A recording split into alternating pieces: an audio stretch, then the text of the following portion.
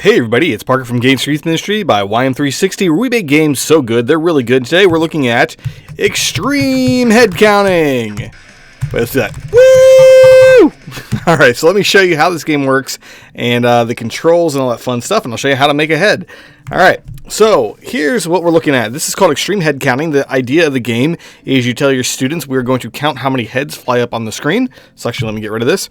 And you would just say, okay, so it's going to look kind of like this, and you got some relaxing music in the background, right? So everyone's like, all right, that's pretty easy. And then what you do is you go into extreme mode by hitting the space bar, and now they have to guess how many heads flip. I'm going to guess 18. So you hit a button, 38. I was way off. Okay, so get rid of that, and we're going to go back to our controls to kind of show how this works. Okay, so let me turn the music down from there. So on the left side, you have your settings, and this is where you have your heads. You can add as many heads as you like. It's really, really easy. You can also, in this game, you don't need to organize them. It's going to throw heads up randomly. But let me show you how you would add a head. So we can delete heads just by clicking the little X, and you save your settings. Now only those two heads will show up. To add heads, you click the Add Heads button, which makes sense. And you would just click on the head that you want. So we'd say, like, okay, we want this derpy looking guy right there, and click open, and now he's been added to the list, and you just click save, and now he's part of the game. All these heads are isolated, so if you have Photoshop or any kind of photo editing software, you want to open that up, cut the head out, and make sure you have a transparent background, save it as a PNG file, and it will pop up just like this. Now, if you do not have any access to that kind of software, you can click on this button right here at the bottom. It says, need help creating heads from your photos? Click here. So you just click this, and that's going to launch our head maker. And this is a really simple way of isolating heads. So what you're going to do is you're going to click on this icon to select an image. I'm going to pull up an image of my son, which I didn't have pre-downloaded. There we go. Okay, so this is my son on the first day of school, and we're going to go ahead and grab him. So click on him, click open. And that loads it in, and this circle around here is what is going to crop his head out. So what we're going to do first is click the scale up button, and you want to get him scaled up as high as you can and just drag him like that and get him to kind of fit inside that circle. Then what you can do is just start dragging these points closer to the head, and as you'll see, it kind of just starts masking out his head. If you want to preview what it looks like without the mask and all the dots everywhere, just click the toggle preview.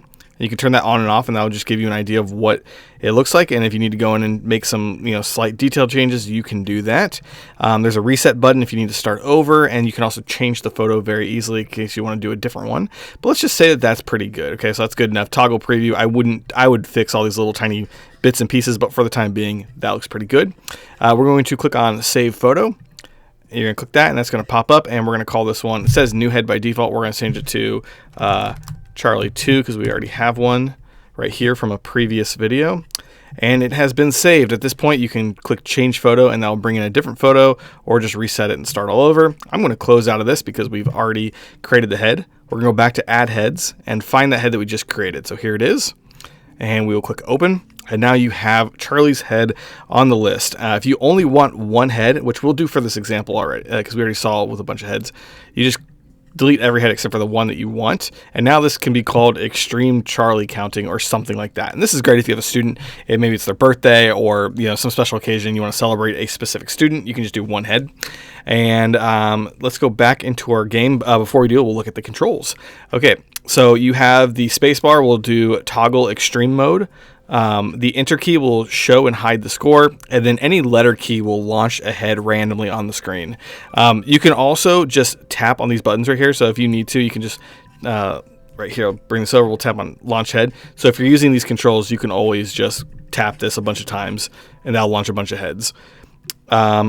Then there's an important note right here. It says counting only happens when you are in extreme mode. Hit any letter key to launch a head. Okay, so when you're doing this, when you're in like the chill mode, I call it, it's like that. It doesn't matter what it doesn't matter what button you press to launch it. It's not actually counting it. It's at the point when you hit the space bar and you go into extreme mode, which is like this. Now it's actually counting. So if I were to do like 1, 2, 3, 4, and we're going to turn extreme mode off, you would ask all your students, how many did you see? At this point, obviously, you'd be button mashing, so it'd be a lot more. You press the enter key, and it would pop up with 4. And you can press the enter key again. That'll go away. And then space bar to start again.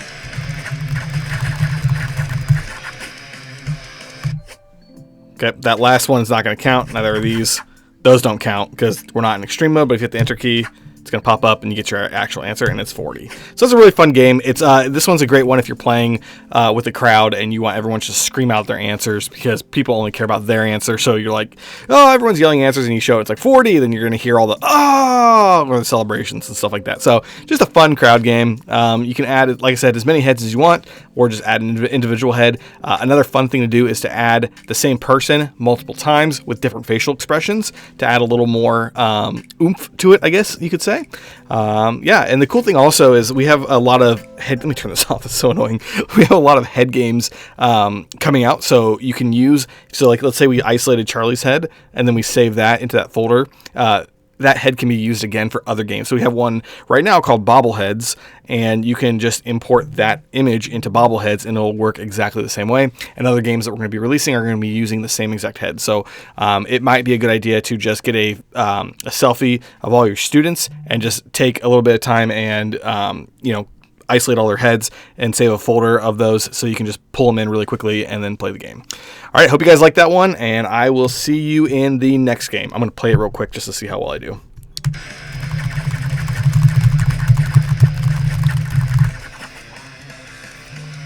I am going to guess 88. Oh, I'm a loser. All right. See ya.